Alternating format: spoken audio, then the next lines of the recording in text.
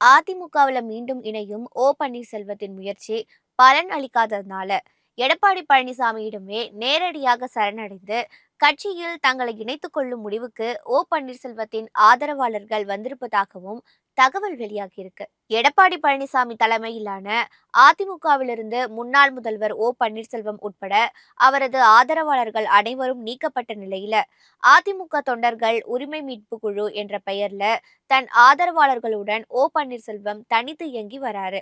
அதாவது பிரிந்து கிடக்கும் அதிமுகவினர் மீண்டும் ஒன்றிணைய வேண்டும் என குரல் எழுப்பி வரும் அவர் அதற்காக சட்ட ரீதியில் அதிமுக தலைமைக்கு நெருக்கடி கொடுத்தும் வராரு. ஆனா அதையெல்லாம் கண்டுகொள்ளாத எடப்பாடி பழனிசாமி பன்னீர்செல்வம், தினகரன், சசிகலா உள்ளிட்டோரை எக்காரணம் கொண்டும் அதிமுகவில் இணைக்க மாட்டோம்னு திட்டவட்டமா கூறிவிட்டாரு. அதோடு பாஜக கூட்டணியில பன்னீர்செல்வத்தின் முக்கியத்துவம் குறைந்து விட்டது.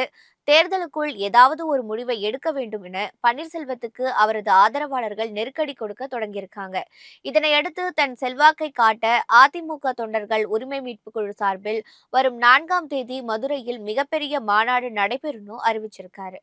இந்த நிலையில வரும் 4ஆம் தேதி நடைபெறுவதாக அறிவிக்கப்பட்டிருந்த மாநாட்டை ஒத்திவைப்பதாக பன்னீர்செல்வம் திடீர்னு அறிவிச்சதுனால அவரது ஆதரவாளர்கள் எடப்பாடி பழனிசாமியை சந்திச்சு கட்சியில் தங்களை இணைத்துக் கொள்ளுமாறு கோரிக்கை விடுக்க முடிவு செய்திருப்பதாக தகவல் வெளியாகியிருக்கு.